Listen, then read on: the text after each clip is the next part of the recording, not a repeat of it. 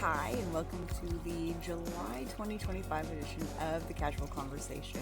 I recently had the privilege of attending a conference where I got to hear the amazing Alex Street speak, and he encouraged us to share our stories.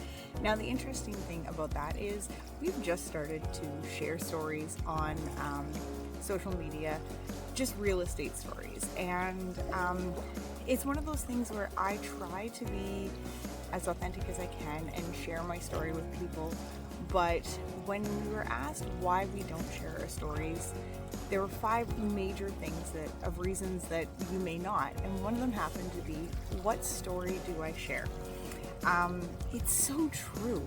We all have so many different elements and reasons and stories that make up who we are. It's hard sometimes to decide what we share and what we keep to ourselves. I, on social media, do not put a lot of information about my family on there, other than Kyle, our cat, just because that's something for me to keep safe, and I don't necessarily like putting that out for the masses. And so it's interesting when you start thinking about what stories you want to share and what you're comfortable sharing with. I'm sure I could talk for hours and hours about the different things that have happened in my life, and if something comes up, I will share that story, but I don't necessarily know what that looks like on a large scale. And one of the things that we kind of discuss and that I mentioned is when we hold back and we don't put everything on the table in front of you.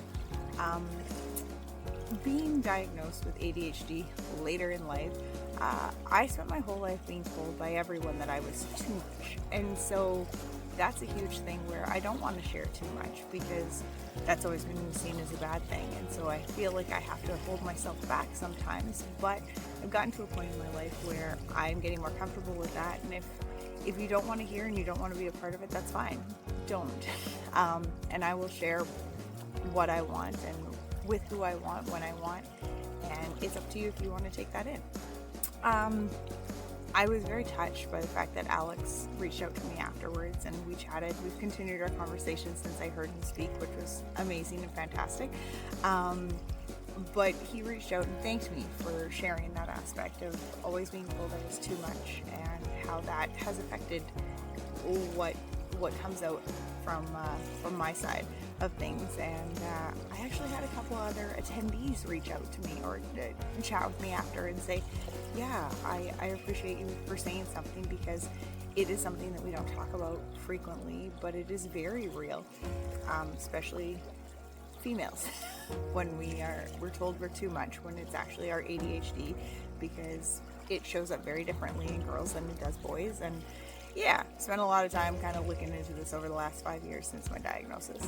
I thank you so much for sharing a part of your day with me. I guess my story for today is this very nice lake behind me. In order to film this little video, I had a bath in it, because that's what happens when it is camping season and I get to be outdoors and hang out with my family. Let me tell you, that is not warm yet. So that's my story to share with you today. Yeah, thank you so much for being here and for sharing time with me. I really do appreciate it, and I'd love to hear your stories and get to know you on a deeper level.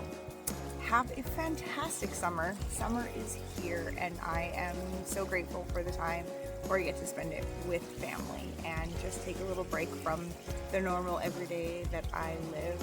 And yeah, thank you again. I feel like I've said that like a lot of times this little bit here, but I really appreciate all of your support and your connections out there.